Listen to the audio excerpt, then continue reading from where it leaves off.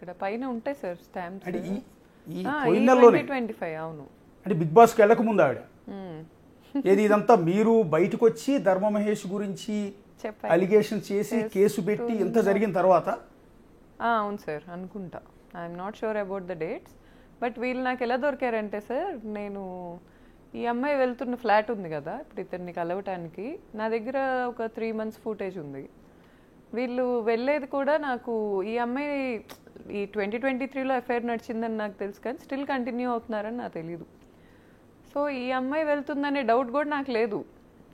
నేను నా ఫుట్వేర్ ఒకటి ఉంది కాస్ట్లీది, చాలా కాస్ట్లీది, అది మిస్ అయింది. ఇతని ఫ్లాట్కి నాకు యాక్సెస్ లేదు, నన్ను రానివ్వట్లా, నాతో మాట్లాడట్లా.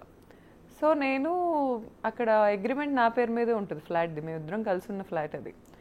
నా ఫుట్వేర్ చూసుకోవటానికి వెళ్ళా, సీసీటీవీ చెక్ చేసుకుందామని వెళ్తే ఈ అమ్మాయివి 1 కాదు 2 కాదు 10 రోజులు 20 రోజులు వస్తూనే ఉంది, డైలీ వస్తూనే ఉంది. అది కూడా timings night 1 to 4, okay, either 12:30 అలా స్టార్ట్ అవుతుంది రావటం. ఒక 4 hours 3 hours ఉంటుంది సార్, ఎక్కువ ఉండదు. మళ్ళీ వెళ్ళిపోతుంది. ఇతను ఏ అసిస్టెంట్లతో అయితే ఇతని అసిస్టెంట్లతో నన్ను తిట్టిస్తాడో భార్యని, అదే అసిస్టెంట్లని ఈ అమ్మాయికి బాడీ గార్డ్స్గా పెట్టి పంపిస్తూ ఉంటాడు. సో నేను కొంచెం ఎంక్వైరీ చేశాను అక్కడ స్టాఫ్ని, ఆ కమ్యూనిటీలో. వీళ్ళని పంపించేశారు కమ్యూనిటీ వాళ్ళు, పంపించేశారు ఇవన్నీ తెలుసుకొని. నేను అక్కడ ఉండననే వాళ్ళకి తెలీదు, ఫ్యామిలీ ఫ్లాట్ అనుకుంటారు మాది.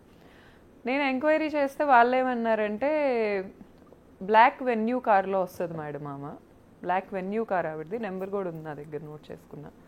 ఆ ఫుటేజెస్ కూడా ఉన్నాయి.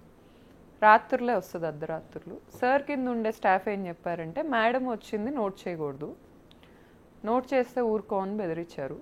ఓకే, మేడం చాలా సెలబ్రిటీ, మేడంని నోట్ చేయకూడదు, మేడం సార్కి పర్సనల్, పంపించాలి అని చెప్పారు.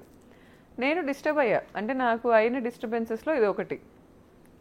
ఈ అమ్మాయితో ఉంది అనేది నాకు 2023లోనే తెలుసు.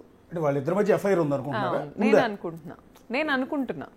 నాకు ఉంది అని అతనైతే అడ్మిట్ చేయాలి. అతను చెప్పాడు నాకు 2023లో నువ్వు ఎఫ్ఐఆర్ నాకు పెడితే నేను పెడుతున్నాను అని ఎలిగేషన్. నువ్వు పెడితే నాకు హీరోయిన్లతో పెట్టు, ఇలాంటి ముచ్చుమొహాలు సైడ్ ఆర్టిస్టులతో నాకు ఎఫ్ఐఆర్లు పెట్టకు, ఇదే మాట అన్నాడు అతను. నాకు ఆ అమ్మాయి మొహం అలా నాకేమనిపించలే, అతనే అన్నాడు పెట్టకు నాకు ఎఫ్ఐఆర్లు ఈ అమ్మాయితో, నువ్వు పెడితే హీరోయిన్ మెయిన్ ఆర్టిస్టులతో పెట్టు. ఇలా ఈ అమ్మాయి సైడ్ ఆర్టిస్ట్, అతను సినిమాలో యాక్ట్ చేసింది. వీళ్ళిద్దరిది సీన్ కూడా ఉంటుంది, అందులో చీటింగ్ గురించే మాట్లాడుకుంటుంటారు వీళ్ళిద్దరు సినిమా సీన్లో. ఓకే, సో ఈ అమ్మాయి ఇష్యూస్ అవుతున్నాయి అని 100% ఆ అమ్మాయికి నేను మీడియాకు ఒకవేళ వెళ్ళక ముందు ఈ వీడియో ఉన్నా తెలుసు. ఎలా అంటే 2023లో ప్రెగ్నెంట్ నేను అమ్మాయికి కాల్ చేశా. ఓకే, నాకు వాళ్ళిద్దరి మధ్యలో ఎఫ్ఐఆర్ నడుస్తుందని నాకు ర్యాండమ్ పీపుల్ చెప్పారు. తను ఇన్ఫ్లుయెన్సరే కదా, పబ్బుల్లో కనిపిస్తున్నారు వీళ్ళిద్దరూ, రాత్రిపూట కలిసి తిరుగుతున్నారు, కార్లో కనిపించింది ధర్మాతో, ఇలా చెప్తుంటే నేను ఫోన్ చేసి అడిగా, రితు ఏంటిది, ఇది నిజమేనా, నేను సర్టెన్ థింగ్స్ వింటున్నాను, ఇది నిజమేనా? అయ్యో చీచి, అసలు నువ్వు ఒక బిజినెస్ ఉమెన్ అని నాకు తెలుసు, నువ్వు చాలా తెలిసిన దానివి, నాకు నువ్వు ఒక ఇన్ఫ్లుయెన్సర్ అని నాకు తెలుసు, మీరిద్దరూ ఎప్పటి నుంచో నాకు తెలుసు, నేనెందుకు అలా చేస్తాను అనింది.